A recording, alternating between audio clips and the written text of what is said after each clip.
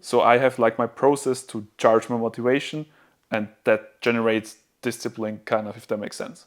How do you do it? Like, how do you kind of keep yourself motivated? That's a very interesting question. So should we talk about it later when we're No, off camera? no, Or? you're good, you're good. Okay. When I was about 14 and 15, had my growth spurts, was getting tall, skinny AF, like I am now. And You're not. Come on, man.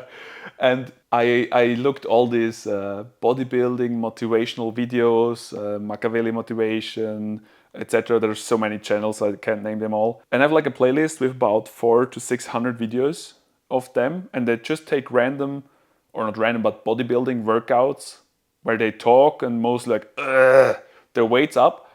And I blasted that from the age of 14 to 16 for every day for like 4 hours, whenever I had a free minute. And it primed my mind in that direction, because it's always one more push. You get through this, you can do this. It was always this kind of very loud version of these few points. And I still do it today. Like when I drive to work, I listen to bodybuilding motivation videos.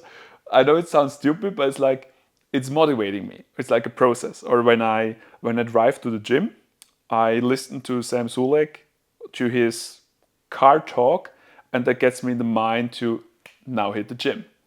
And I never watch the full video. It's like I have a 15-minute drive. His videos are between 30 and 45 minutes. So I just listen to the car talk, maybe the first exercise he does, and then I go into my workout playlist. But like these bodybuilding motivation videos, they motivate me, because they're like, you can do it, one more, keep going, push.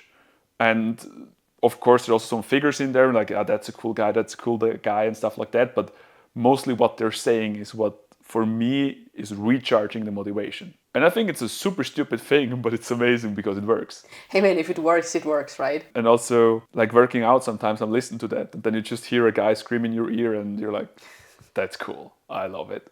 Yeah, I have to do that with my inner voice. Like you're there, like shaking, like, come on, push now. Right. Yeah.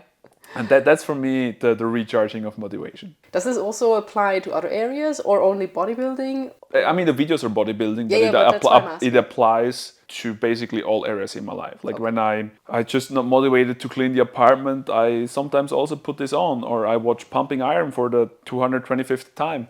And it's running on the TV, and I'm like cleaning something or building a couch or whatever, building up some furniture, and it just that's my motivation. Doesn't matter what I do, but it's always this bodybuilding kind of style videos, which I don't know, I'm just fascinated.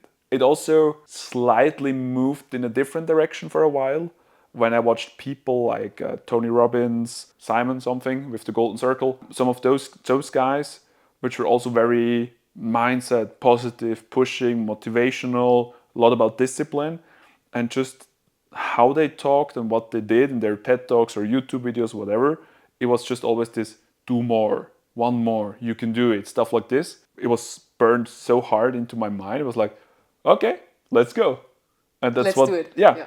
And also stuff like this I listen to randomly throughout the day, like during a coffee break or going for a walk.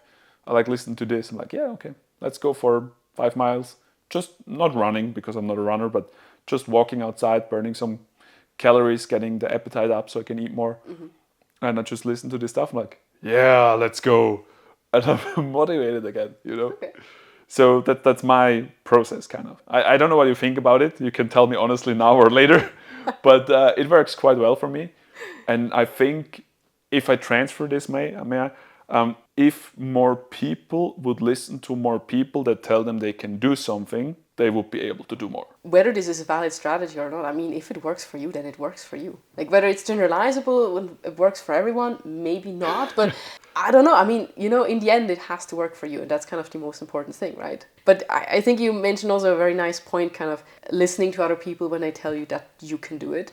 So kind of have this growth mindset, like, okay, I can do it. I can at least try it. Maybe I will be terrible at it, at least at first. Because you always will. No one's born as a natural talent. And just kind of get started. Kind of have the confidence to just actually do it. Yeah, and also to be bad in the beginning. Yeah, you have to have this willingness to be, or this acceptance that you are gonna be terrible at it. This is just inevitable, I think. But everyone started like this. So that's They're just deleting their old videos.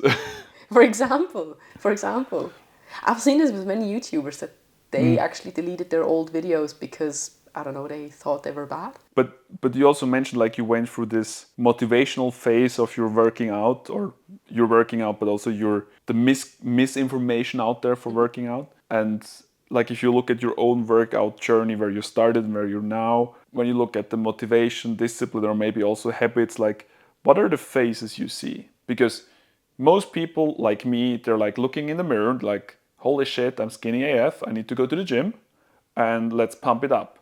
And the more you pump, the skinnier you get. And body dysmorphia hits you like a rock and like, yeah, welcome. But you know, it keeps you going.